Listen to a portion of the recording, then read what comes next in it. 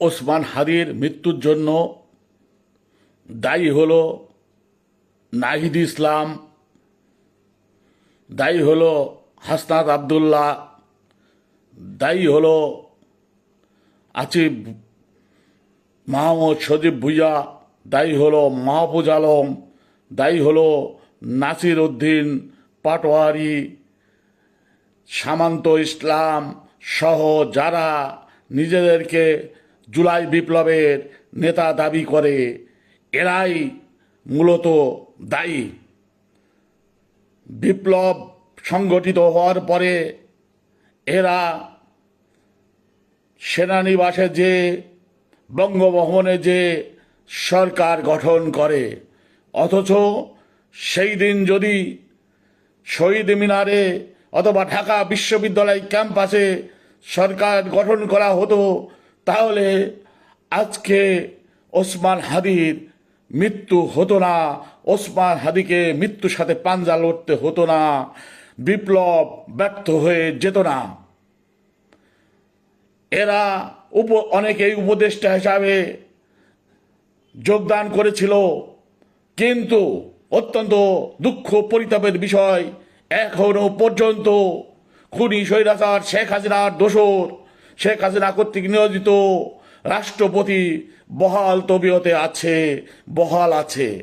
এখনো পর্যন্ত খুনি শেখ হাসিনার নিয়োগকৃত সেনাপ্রধান বহাল তবিয়তে আছে, বিজিবি প্রধান বহাল তবিয়তে আছে।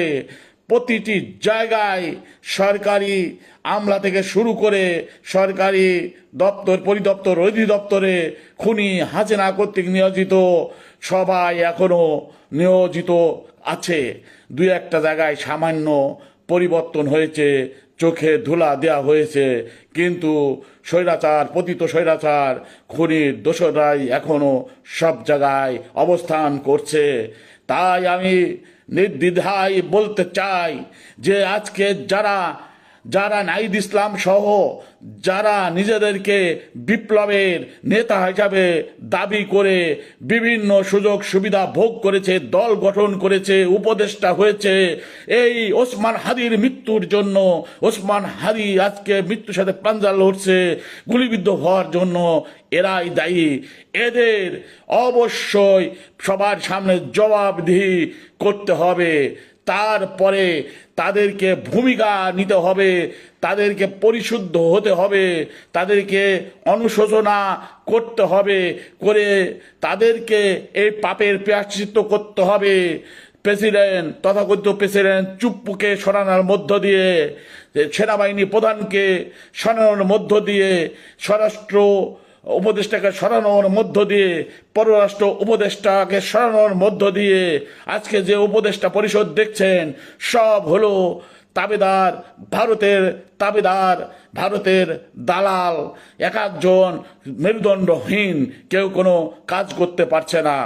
নাহিদ ইসলাম, হাসনাত আবদুল্লাহ, এত বিপ্লবী ভাব জনগণের সাথে দেখাবেন না, উপদেষ্টাদের সাথে দেখান। আপনারা বহুত রং দেখাইছেন, বহুত ভাব দেখাইছেন। আপনাদের কারণে আজকে ওসমান হাদি মৃত্যুর মুখোমুখি। আমরা যারা জুলাই বিপ্লবী ছিলাম তারা আজকে মৃত্যুর মুখোমুখি। আজকে 60 বয়স নিয়ে আমি প্রতিটি আন্দোলন সংগ্রামে অংশগ্রহণ করেছি। আমি ডিউ খুদা আপনাদেরকে পাপের প্রায়শ্চিত্ত করার জন্য আহ্বান জানাচ্ছি। আপনারা অতি সত্বর পাপের প্রায়শ্চিত্ত করার জন্য রাজপথে নেমে আসুন।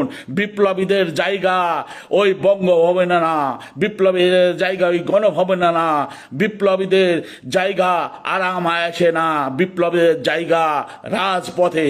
রাজপথে সবার সাথে নেমে আসুন এবং দেশকে সম্পূর্ণরূপে ভারতের দালাল মুক্ত করুন, ভারতের আধিপত্য মুক্ত করুন। তবেই আপনাদের পাপ মোচন হবে। না হলে আপনারা এই বাংলাদেশের মানুষের কাছে আপনারা ঠেকা থাকবেন, আপনারা দায়ী থাকবেন। ইহকালেও আপনারা এমন দায়ী থাকবেন, পরকালেও দায়ী থাকবেন। তাই অসম্পূর্ণ বিপ্লবকে সম্পূর্ণ করুন। আমরাও আপনাদের সাথে থাকবো, আপনাদের পাশে থাকবো। এই দালাল চক্রকে অবিলম্বে দূর করে বাংলাদেশকে গড়ার পথে এগিয়ে আসতে হবে। সর্বপ্রথম সেই জন্য প্রেসিডেন্ট চুপ্পুকে বাদ দিয়ে দেওয়ার জন্য সংগ্রামে নামুন। আপনার সেনা প্রধানকে বাদ দেওয়ার জন্য সংগ্রামে নামুন। আপনার প্রতিটা সেক্টরে যারা প্রধান হয়ে স্বৈরাচারের দোসররা এখনো প্রধান হয়েছে তাদেরকে বাদ দিয়ে সত্যিকারে ভাবে একটি বিপ্লবী সরকার, বিপ্লবী দেশ এবং স্বৈরাচার মুক্ত, খুনি হাসিনার দোসর মুক্ত বাংলাদেশ গড়ে তোলার সংগ্রামে সামিল হন। আপনাদের পাশে থেকে আমরা জীবন দেওয়ার জন্য আমি ডিউক কথা দিচ্ছি, প্রস্তুত আছি।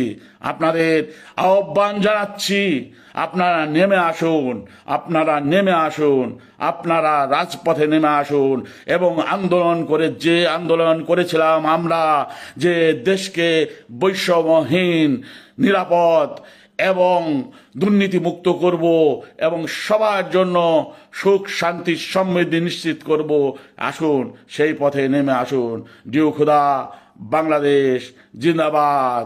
তুমি কে আমি কে, বাংলাদেশি ভারতীয় আধিপত্যবাদ ধ্বংস হোক, নিপাত যাক ভারতীয় দালালেরা ধ্বংস হোক, নিপাত যাক।